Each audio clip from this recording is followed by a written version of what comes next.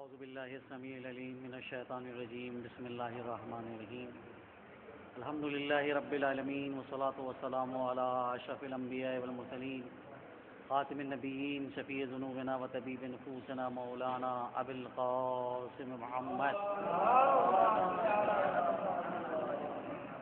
وآل بیت الطیبین الطاہرین ولعنۃ اللہ علی اعدائہم اجمعین من الآن الی قیام یوم الدین اما بعد وقد قال الله تبارك وتعالى في كتابه المبين وهو أصدق الصادقين وقوله الحق بسم الله الرحمن الرحيم يا أيها الذين آمنوا لا تأكلوا أموالكم بينكم بالباطل إلا أن تكون تجارة عن تراض ولا تقتلوا أنفسكم إن الله كان بكم رحيما.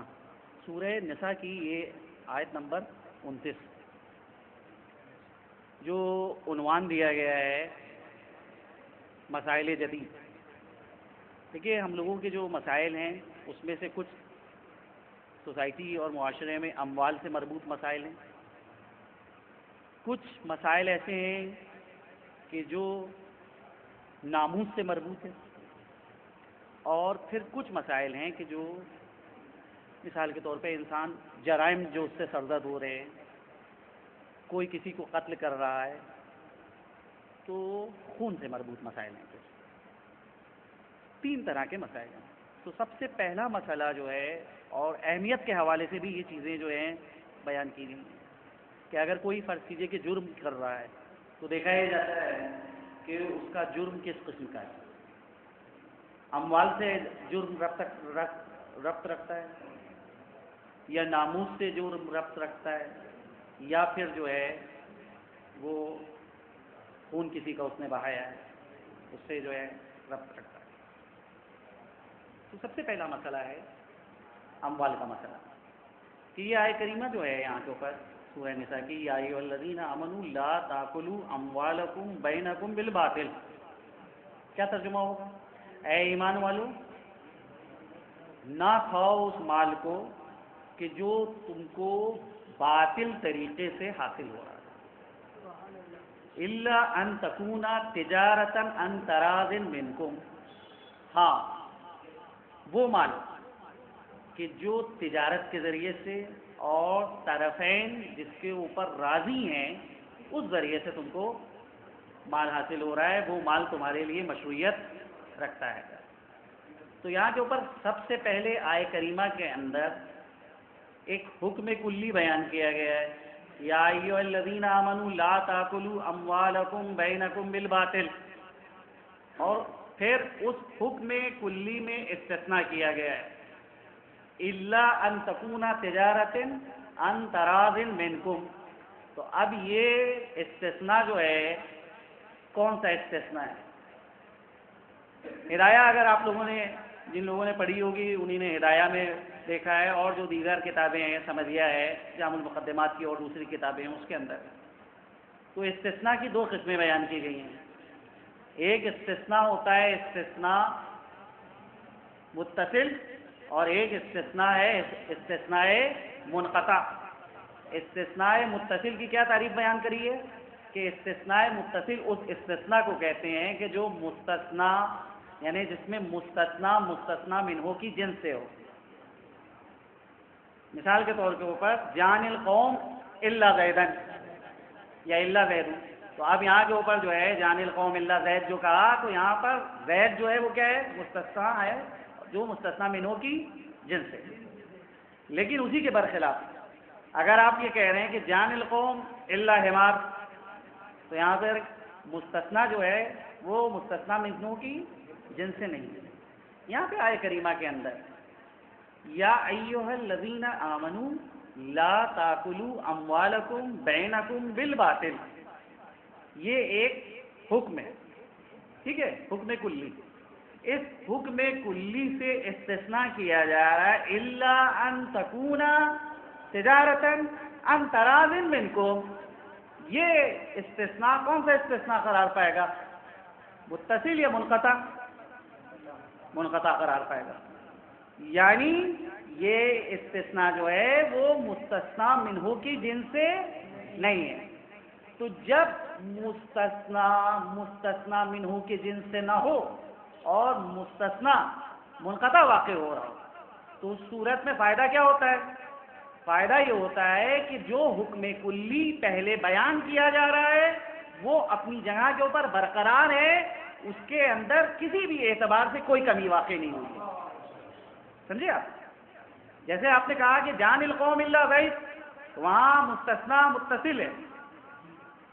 جو حکم کلی تھا اس میں اللہ کے ذریعے سے اس کے افراد کو محدود کیا جا رہا ہے، لیکن جب آپ نے کہا کہ جان القوم الا ہما، تو یہاں پر مستثنا آپ نے منقطع ذکر کیا ہے.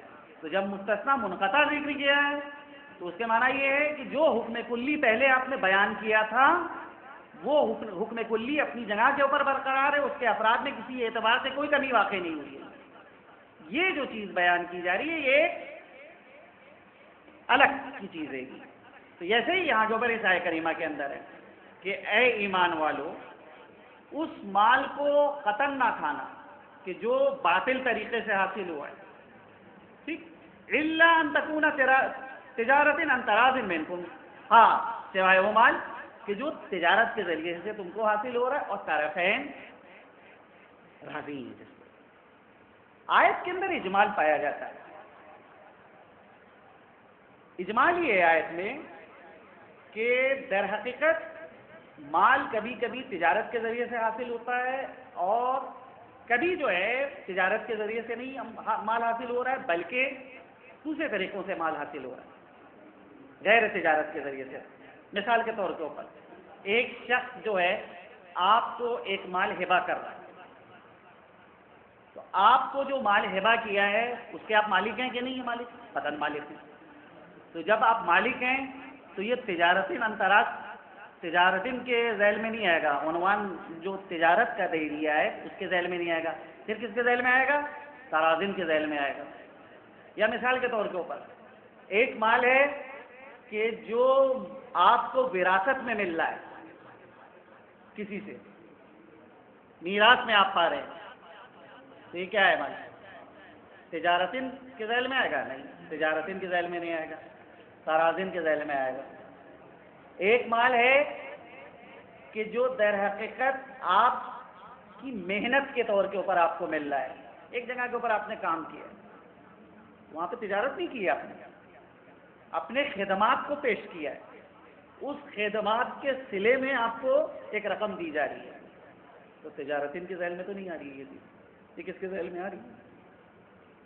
ترازن کے ذیل میں آ رہی ہے. مگر ہر مال خواہ وہ تجارت کے ذیل میں آئے خواہ وہ مال ترازن کے ذیل میں آئے، دیکھنا یہ ہے کہ یہ خواہ تجارت کے طریقے سے حاصل ہو رہا ہے مال، خواہ طرفین راضی ہو رہے ہیں اس کے ذریعے سے وہ مال حاصل ہو رہا ہے. مگر اس کے بعد بھی ایک چیز ہے کہ شرعاً وہ مال ہمارے لیے مشروعیت بھی رکھتا ہوں. یہ ایک مسئلہ ہے. ہو سکتا ہے طرفین راضی ہیں، ہو سکتا ہے کہ تجارتی معاملہ انجام پایا ہے، لیکن وہ تجارت ایک ایسی تجارت ہے کہ جس کے اوپر شارع راضی نہیں ہے. مثال کے طور کے اوپر آیان نجسہ، بہرحال طلباء کا مجمع ہے، آپ حضرات نے متاجر کو پڑھا ہوگا، کتاب المتاجر. متاجر کے اندر جو ہے کچھ چیزیں بیان کی گئی ہیں کہ جو در حقیقت جس کی تجارت مشروع ہے، کچھ ہے کہ جن کی تجارت مشروع نہیں ہے، جس میں سے آیان نجسہ ہیں. تو آیان نجسہ کی اگر کوئی خرید و فروخت کرے تو وہ کیا ہے مسئلہ؟ تجارت ہو رہی ہے واقع. دنیاوی اعتبار سے وہ تجارت واقع ہو سکتی ہے کہ بھئی آپ جو ہیں جو نجس جانور ہیں اس کو بیچ رہے ہیں اور اس کے مقابلے میں پیسے حاصل کر رہے ہیں. تو دنیاوی قانون میں آپ اس پیسے کے مالک ہیں، صحیح، اور وہ جانور آپ کی ملکیت سے نکل کر مشتری کی ملکیت میں چلا جائے گا. لیکن شارع کے نزدیک آپ جو ہے اس پیسے کے مالک نہیں قرار پائیں گے. شارع کیا کہہ رہا ہے کہ یہ مال جو آپ نے فروخت کیا ہے اور اس کے بدلے میں جو پیسہ حاصل کیا ہے وہ پیسہ آپ کے لیے شرعاً جائز نہیں ہے کہ آپ اس سے استفادہ کریں. یعنی تو اب یہاں پہ ہمارا جو نتیجہ نکلا وہ یہ نتیجہ نکلا کہ در حقیقت ایک معاملہ تجارتی بھی ہو اور اس کے ساتھ شریعت میں مشروعیت بھی رکھتا ہو. اگر شریعت میں مشروعیت نہیں رکھتا ہے تو وہ مال ہمارے لیے قابل استفادہ نہیں ہو سکتا ہے. ایسا مال کہ جو بغیر کسی عوض کے حاصل ہو رہا ہے. مثال کے طور کے اوپر آیان نجسہ کو فروخت کر رہے ہیں، یا جو ہے جو گانے بجانے کے آلات ہیں ان کو جو ہے فروخت کیا جائے. تو اب شارع جو ہے وہ ان کو کہتا ہے کہ اگر تم نے بیچا اور بیچنے کے بعد اس کے مقابلے میں جو پیسہ حاصل کیا اس پیسے کے تم مالک نہیں ہو،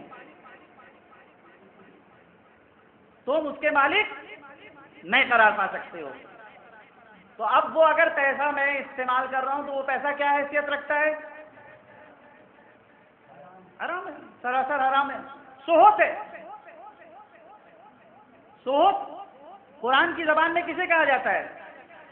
سہوت اس پیسے کو کہا جاتا ہے کہ جو بغیر کسی عوض کے حاصل ہو، اسے کہا جاتا ہے سہوت.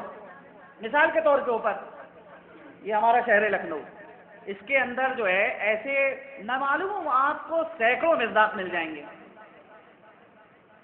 کہ مثال کے طور کے اوپر وقف کی ایک جگہ ہے، ٹھیک ہے، اور اس جگہ کو میں نے اپنے نام الاٹ کرایا، 200 روپے اس کا کرایہ ہے، ٹھیک ہے. 200 روپے وہ کرایہ میں جو ہوں دے رہا ہوں کس کو؟ جو وقف ہے اس کو میں دے رہا ہوں کیونکہ میرے نام وہ جگہ الاٹ ہوئی ہے. اور پھر میں اس جگہ کا استفادہ نہیں کر رہا ہوں بلکہ کیا کر رہا ہوں کہ اس کو کسی اور کو میں کرائے کے اوپر دیے میں 2000 روپے کے اوپر، 10,000 روپے کے اوپر، اور بقیہ جتنا وہ پیسہ آ رہا ہے اس دکان سے اس جگہ سے اس کو میں اپنی جیب میں رکھ رہا ہوں اور 200 روپے جو ہوں میں وقف کو دے رہا ہوں. یہ بتائیے یہ مال کہ جو ہم حاصل کر رہے ہیں اس طریقے سے، یہ مال آئے کریمہ کے عنوان سے کس عنوان میں آئے گا؟ سہوت میں آئے گا. نہ تجارت کے عنوان میں آ رہا ہے، نہ ترازن کے عنوان میں آ رہا ہے، سہوت کے عنوان میں آ رہا ہے. وقت کی جو ایک جگہ تھی جس سے ہم نے معاملہ کیا تھا، شرعاً ہم کو یہ حق نہیں حاصل تھا کہ ہم اس جگہ کو کسی اور کو دیں. ٹھیک ہے، آ جائیے دینی مسائل اپنے ہی جو بقول ایرانیوں کے خودمانی. ایک شخص آتا ہے، کہتے ہیں آپ طالب علم ہیں؟ کہا ہاں ہم طالب علم. آپ کی ماشاءاللہ قرأت بہت اچھی ہے، آپ نماز کے مسائل سے بہت اچھی طرح سے بات کرتے ہیں، ٹھیک ہے، صحیح. یہ بتائیے کہ مجھے اپنے ایک مرحوم عزیز کی نماز پڑھوانا ہے، اجارے کی، روزہ رکھانا ہے. تو یہ بتائیے کہ اس کے لیے آپ حق الزحمہ کے طور کے اوپر آپ کو کتنے پیسے دیے جائیں؟ 1 سال کی نماز یا 1 مہینے کے روزے؟ معاملہ طے ہو گیا. پڑھیں گے آپ نا؟ کہاں پہ؟ کتنے تھے؟ 5,000 روپے، 8,000 روپے، ٹھیک ہے، 8,000 روپے. اب میں نے یہ کیا کیا پیسہ کہ یہ 8,000 وہاں سے لیے اور لینے کے بعد ایک شخص کو میں نے پکڑا اور میں نے کہا کہ تم 1 سال کی نماز پڑھو گے، کیا لوگے؟ اس نے کہا 3,000 روپے. کہا ٹھیک ہے، یہ 3,000 تم رکھ لو اور اس میں جو ہے فلاں شخص کی نماز پڑھ دو. اور وہ 5,000 جو ہے وہ میں نے اپنی جیب میں رکھ لیے. اب یہ بتائیے کہ وہ 5,000 روپے کے جو میں نے اپنی جیب میں رکھے ہیں وہ شرعاً کیا ہوگا اس کا حکم؟ تجارت عن تراض کے حکم میں آئیں گے یا جو ہے ترازن کے ذیل میں آئیں گے یا جو ہے سہوت کے ذیل میں آئیں گے؟ سہوت کے ذیل میں آئیں گے سراسر جو ہے وہ سہوت. کیوں؟ کیونکہ اگر صاحب معاملہ کو بتایا جائے کہ یہ جو در حقیقت ہم اس طرح سے جو ہے معاملہ کر رہے ہیں تو آپ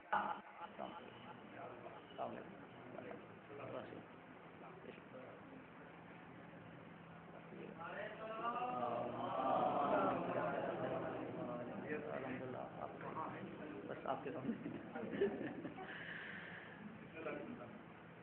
تو یہ کیا ہے معاملہ اسی طرح سے ایک عوام الناس کے اندر مسئلہ درپیش ہے، دیکھیے، جو بہت ہی سخت مرائل ہیں، ان کو جو ہے ہم کو وہ ہے مسئلہ کہ ایک بی سی کا مسئلہ ہے۔ بی سی کا مسئلہ یہ ہے کہ بی سی میں یہ ہوتا ہے کہ در حقیقت جو ہے چند لوگ پیسے جمع کر رہے ہیں، ٹھیک ہے، اور اس کے بعد پھر جو ہے اس کی بولی لگائی جاتی ہے۔ بولی یہ لگائی جاتی ہے، قرعے کے ذریعے سے جو ہے اس میں معاملے کو حل نہیں کیا جا رہا ہے، بلکہ یہ کہ اس بار اس مہینے کون بی سی اٹھائے گا۔ 1,00,000 روپے کی یہ بی سی ہے، ٹھیک ہے، تو 1,00,000 کی جب بی سی ہے تو اس میں یہ ہو رہا ہے کہ کون جو ہے اس بی سی کو لے گا۔ شرط یہ ہے کہ جو بھی لے گا وہ 1,00,000 کی پھر نہیں لے گا، 1,00,000 سے کم کی لے گا، 80,000 کی مثال کے طور پر ایک شخص کہتا ہے کہ میں 80,000 کے اوپر یہ بی سی لینے کا آمادہ ہوں، میرے نام کہ آپ بی سی جو ہے وہ کر دیجیے، مجھے دے دیجیے یہ بی سی۔ تو 80,000 روپے اس کو دیے گئے اور 20,000 روپے جو اس میں سے بچے، تو جتنے لوگ بیٹھے ہوئے ہیں ان کو کیا کیا جائے گا، اسی وقت تقسیم کیے جائیں گے۔ اس خود جس کو 80,000 دیے گئے اس کو بھی اس میں حصے دار قرار دیا جا رہا ہے، ایک رقم اس میں دی جا رہی ہے۔ لیکن یہ شخص کہ جو 80,000 روپے لے رہا ہے، اس کو یہ قانون جو بنایا ہے بی سی ڈالنے والوں نے کہ اس کو بہرحال 20 مہینے یا 15 مہینے تک 1,00,000 روپے پیمنٹ کرنا ہے، ٹھیک ہے۔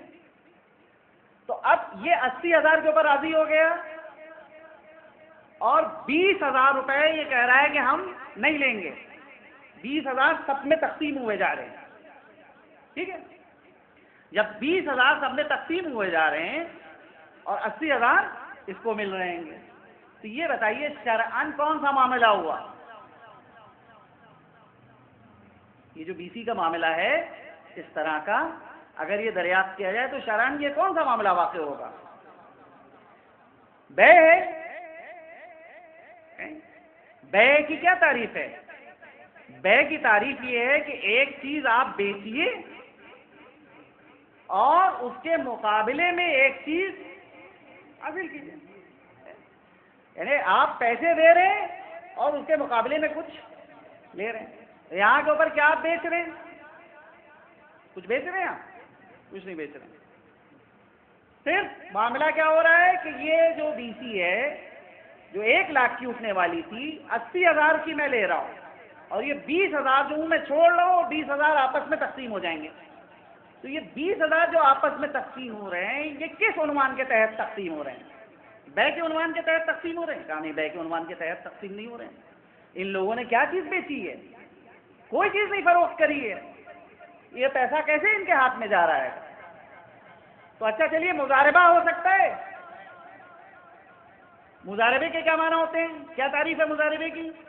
کب مضاربے کی تعریف یہ ہے کہ ایک شخص پیسہ رکھتا ہے لیکن تجارت سے واقف نہیں ہے، ایک شخص جو ہے وہ تجارت سے واقف ہے لیکن وہ جو ہے پیسہ نہیں رکھتا ہے۔ تو جو پیسہ رکھتا ہے وہ اپنا پیسہ دے رہا ہے اس شخص کو کہ جو تجارت سے واقف ہے کہ بھئی یہ تم پیسہ لو اور جاؤ جا کر کاروبار کرو، تجارت کرو، جو منافع ہوگا اس میں سے آدھا منافع یا 1/3 منافع مجھے دے دینا، بقیہ تم رکھ لینا۔ تو یہ افراد کہ جو 20,000 روپے آپس میں تقسیم کر رہے ہیں، کیا عنوان مضاربہ اس کے اوپر صادق آ رہا ہے؟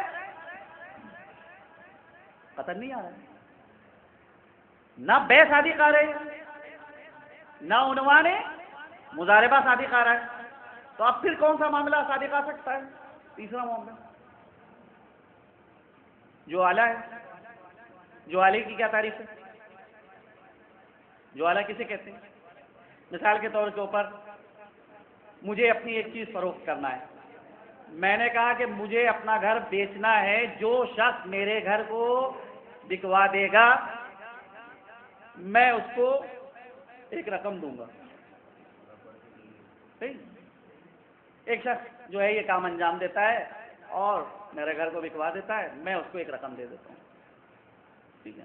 یا میری ایک چیز کھو گئی ہے, جو شخص بھی اس چیز کو تلاش کر کے لے آئے گا میرے حوالے کر دے گا, میں اسے ایک مخصوص رقم دوں گا. یہ عنوان جوالا ہے. ٹھیک ہے. عنوان جوالا یہاں پہ صادق آ رہا ہے, یعنی یہ جو 20,000 روپے شرکا میں تقسیم ہو رہے ہیں, ان کو جوالے کا عنوان دیا جا سکتا ہے؟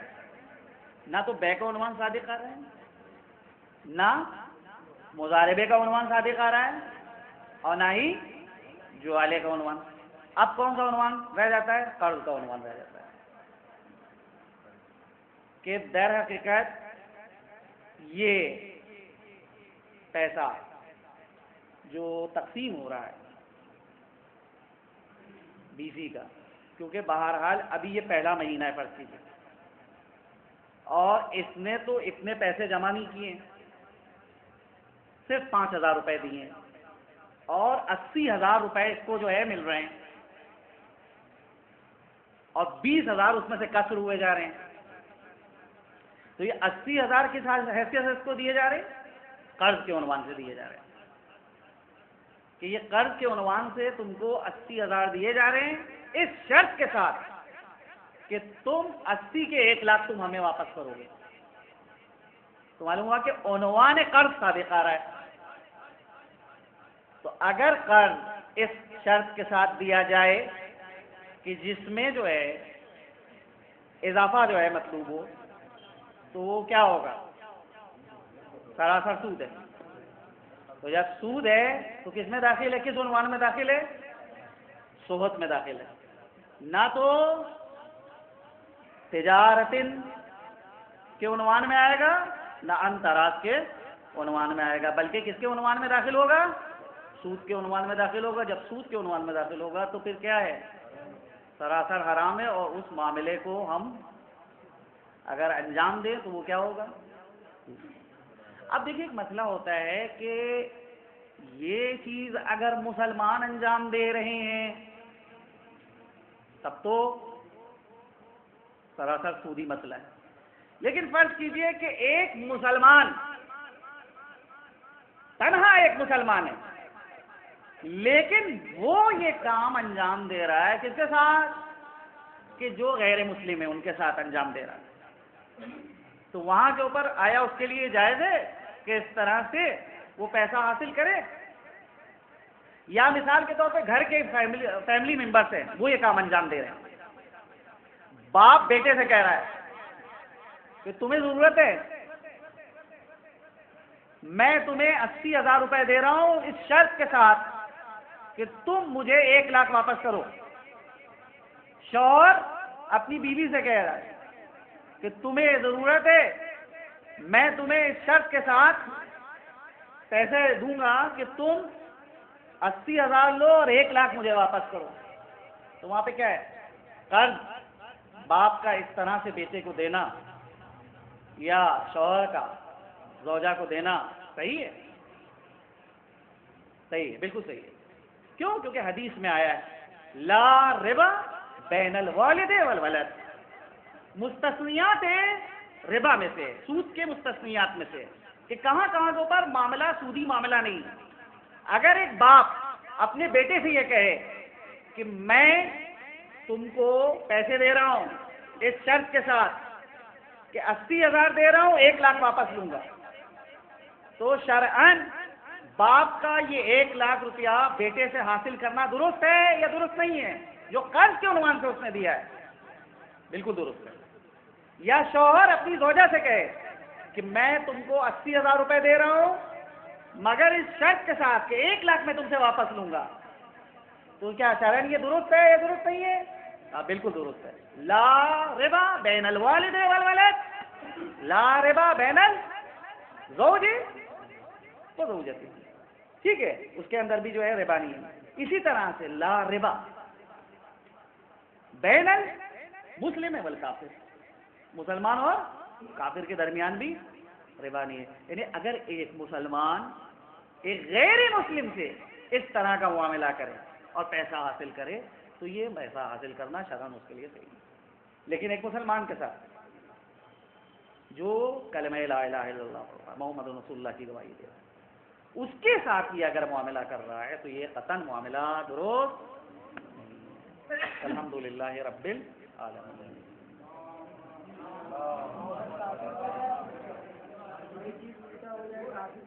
کافر اگر ایک مسلمان کے ساتھ کر رہا ہے یہ معاملہ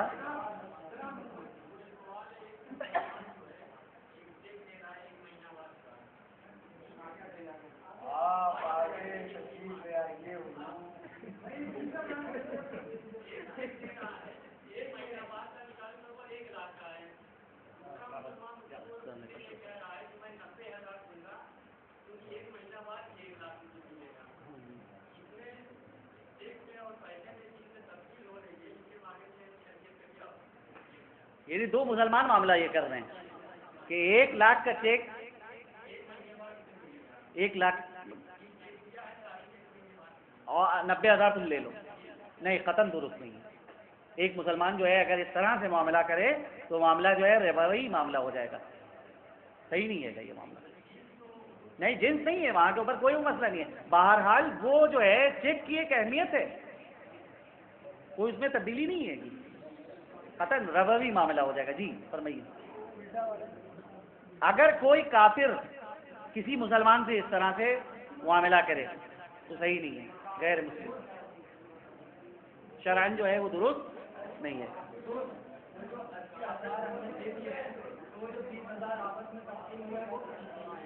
اسی کو میں نے بیان کیا کہ یا بے کا عنوان آ سکتا ہے صادق اس پہ تو وہ آ نہیں رہا ہے, یا جو ہے جوالا تو جوالے کا بھی نہیں عنوان آ رہا ہے, مضاربہ وہ بھی نہیں, پھر قرض صرف قرض کا عنوان صادق آ رہا ہے تو وہ قرض کا عنوان جو ہے وہ صحیح نہیں ہے.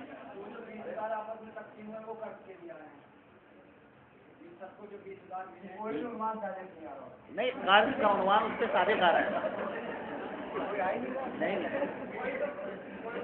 نہیں قرض کا عنوان صادق آ رہا ہے.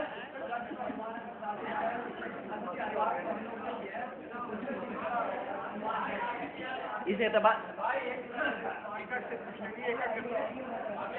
اس شرط کے ساتھ 80,000 اس کو دیے جا رہے ہیں کہ 20,000 وہ اضافے کے طور کے اوپر دے رہا ہے.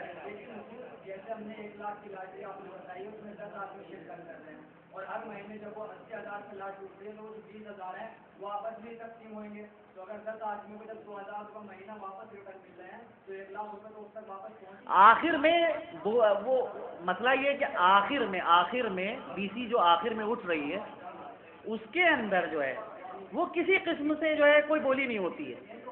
آخر میں 3-4 لوگ جو ہیں ان کو پورے 1 لاکھ ملتے ہیں. پھر اس کے اندر بقیہ افراد شیئر نہیں لگتا ہے ان کا. سوال یہ ہو رہا ہے شروع میں لگ رہے ہیں شیئر, آخر میں شیئر نہیں لگ رہا ہے گا. تو جب آخر میں شیئر نہیں لگ رہا ہے تو آخر میں ان لوگوں کو تو آخر تک کے دینا ہے پورے پیسے, اسے پورے مل رہے ہیں پیسے. لیکن جو شروع میں کم کے اوپر جن کو مل رہے ہیں گے پیسے تو وہ در حقیقت اس شرط کے اوپر ان کو کم دیے جا رہے ہیں پیسے. شروع میں ایک تو لے رہے ہیں وہ پیسے اور اس شرط کے ساتھ کہ ان کو جو ہے 80,000 دیے جا رہے ہیں اور لیکن ان کو پیمنٹ 1 لاکھ کرنا ہے. نہیں 80,000 دیے جا رہے ہیں قرض کا, 20,000 اضافے کے طور پہ گویا کہ وہ دے رہا ہے. نہیں سود پہ نہیں جا رہے ہیں عزیز, سود پہ نہیں جا رہے ہیں. 80,000 وہ قرض کے عنوان سے دیے جا رہے ہیں اور 20,000 جو ہے وہ اس شرط کے ساتھ پہلے پرداخت کر رہا ہے, گویا کہ سود کا پیسہ پہلے جا رہا ہے. ٹھیک ہے وہ دے رہا ہے لیکن وہ آ رہا ہے عنوان آ رہا ہے صادق آ رہا ہے. اس پہ غور کیجیے گا 1 منٹ.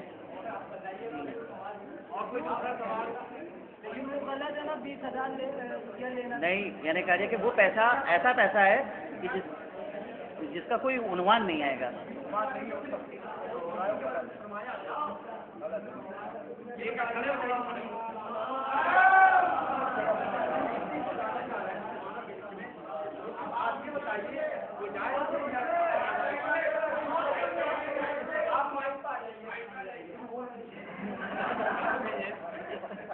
बीसी जो सरकार डाल रहे हैं सामान आप जैसे हम डाल रहे हैं हमारी किताबों से, सिर्फ मुझे इतना बताइए सरकार कि वो जायज़ है कि ना जायज़? बीसी एक शक्ल में जायज़ है कि अगर जो है बीसी में जितने अफराद शरीक हैं सबको मसावी तौर के ऊपर पैसा तकसीम अगर हो रहा है, किसी को भी 1 रुपया जो है कम या 1 रुपया ज़्यादा, ऐसा वक्त आता है कि मजदूर की मजबूरी पड़ती है को तो उठाना पड़ता है।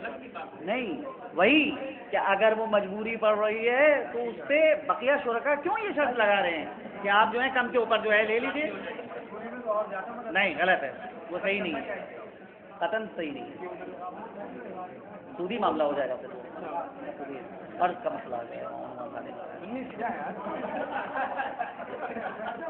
आखिरी सवाल कोई और? बाप और बेटी के दरमियान जो बताया भी आपने, मैंने भी पढ़ा था, क्यों ऐसा हालात, क्यों उसमें जायज़ है कि बाप बेटे क्यों बच्चे अरे हो सकता है बच्चों को कमाने का शौक और है, बताइए ना क्यों हो सकता है बच्चों का 80,000 रुपये बहुत हरीफ महीने सरकार बड़ी है, लेकिन वो क्यों ऐसा क्यों जायज़ है, क्यों? इसमें एक चीज़ है कि हर शय मामिन आम इल्ला वक़त खुश, कोई हुक्म उमूमी ऐसा नहीं है कि जिसके अंदर तख्सीस ना लगाई जाती है। वहाँ के ऊपर जो है उमूमी तौर के ऊपर जहाँ पर रिबा को हराम करार दिया है उसी में ये मुस्तस्नियात रिबा में से ये चीज़ें कि शारे जो है इसको रिबा नहीं समझता, शारे जो है इसको रिबा नहीं करार दे रहा। अब देखिए रिबा की जो बहुत से हिकमत में जो चीज़ें जिक्र की गई हैं कि रिबा क्यों हराम है, उसमें से ये जिक्र किया गया है मिसाल के तौर के ऊपर रिबा इसलिए हराम है क्योंकि अगर रिबा को जायज़ करार दे दिया जाए तो बकिया तिजारती मामले जो हैं वो मुअत्तल हो जाएंगे, इसलिए शारे ने रिबा को हराम करार दिया। रिबा क्यों हराम है? का रिबा इसलिए हराम है कि रिबा अगर राइज हो जाए तो दर हकीकत ज़मीन वीरान हो जाएगी, तो आबादी ज़मीन के लिए रिबा को हराम करार देना लाजिम है। तिजारती मामलों को बरकरार रखने के लिए रिबा को हराम करार देना ज़रूरी है। ये सारी हिकमतें जो हैं बयान की अल्हम्दुलिल्लाह। वो सवाल होगा ये बीसी के सिलसिले में ये है, भाई मैं बेटा माइक पर मैं बोल दूँ ये अभी मौलाना सिफात साहब ने फरमाया कि बीसी के सिलसिले में, और बीसी का मसला बहुत इस वक्त कॉमन हो चुका है। तो सवाल ये है कि जैसे मौलाना ने कहा कि वो जो 20,000 तकसीम होते हैं वो हराम पैसे में आ जाता है। अब एक आप लोग सभी स्टूडेंट्स रहते हैं स्कूल्स के, तो जब फॉर्म भरते हैं तो उसमें आखिर में ये लिखा रहता है कि आई abide by all the rules and regulation of the college, मैं तमाम रेगुलेशंस को कॉलेज के मानूंगा। और उसमें ये हो सकता है कि किसी स्टूडेंट का कहीं पर कोई इंटरेस्ट हर्ट हो रहा हो, कहीं पर किसी का हर्ट हो रहा हो, यानी कहीं के ऊपर कोई सोच रहा हो कि यहाँ पर मुझे नुकसान हो गया और कोई सोच रहा हो कि मुझे इस रेगुलेशन से जो कॉलेज के हैं वो से मुझे फ़ायदा हो गया। तो किसी का हर्ट हो सकता है, किसी को फ़ायदा हो सकता है, लेकिन उन रेगुलेशन के ऊपर जब आपने फॉर्म पर सिग्नेचर कर दी तो अब आप बाउंड हो गए कि आपको कॉलेज के रेगुलेशन को मानना है, यानी आप इसको मान रहे हैं और उस पर राज़ी हैं, ठीक है ना। उसी तरीके से जब बीसी पढ़ रही है, मेरा सवाल सिर्फ इतना है, जब बीसी पढ़ रही है और बीसी के कवानीन में मान लीजिए जितने भी मेंबर्स हैं सबको ये बात मालूम है कि ये जो पैसा आएगा बीसी का उसका जो प्रोसीजर होगा वो यही होगा कि मसलन बोली लगेगी, आप इस पर राज़ी, एक उसूल। दूसरी ये है कि जितने कम पर उठेगी जो पैसा होगा वो सब में तकसीम होगा, आप इसके ऊपर भी राज़ी। तो ये मतलब एक बीसी के रूल्स एंड रेगुलेशन में शामिल हो गया, और जब उसके रूल्स में शामिल हो गया और सभी उसके ऊपर मुत्तफिक हो गए तो फिर अब वो पैसा क्या हराम रहा? हाँ। नहीं वो बात नहीं है, बात वो नहीं है।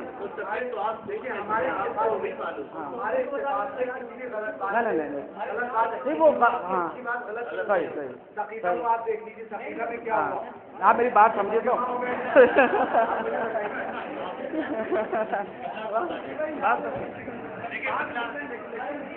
अभी मसला ये है कि ये बात जो चल रही है वो ये कि तारफ़ैन का राज़ी होना ज़रूरी नहीं है, शारे भी मशरूइयत दे उसको, ये एक सबसे अहम चीज़ है।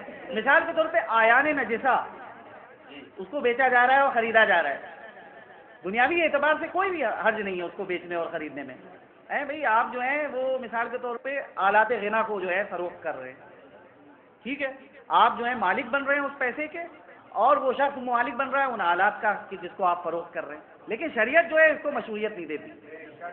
اسی طرح سے اصل میں درحقیقت طرفین کی رضایت ہی کافی نہیں ہے، شریعت بھی جو ہے وہ بھی تائید کرے، یہ چیز جو ہے اس سے یعنی طرفین کو در حقیقت اپنے معاملے کو شرعی ڈھانچے میں لانا ہوگا۔ ہاں الحمدللہ۔